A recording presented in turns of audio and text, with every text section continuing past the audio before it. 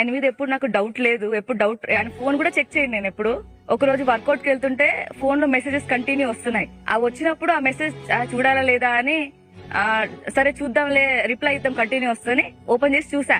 ఆ టైంలో చూసినప్పుడు అప్పుడు స్టార్ట్ అయింది నా మైండ్.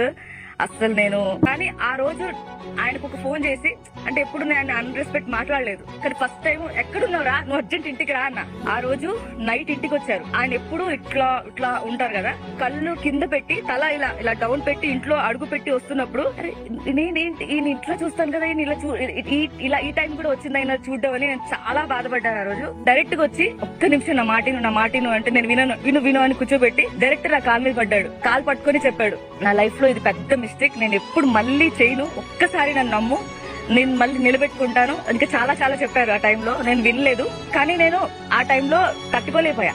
ఎందుకంటే ఎవరు లేరు, ఆయన నమ్మి నేను వచ్చా. లైఫ్ ఏంటి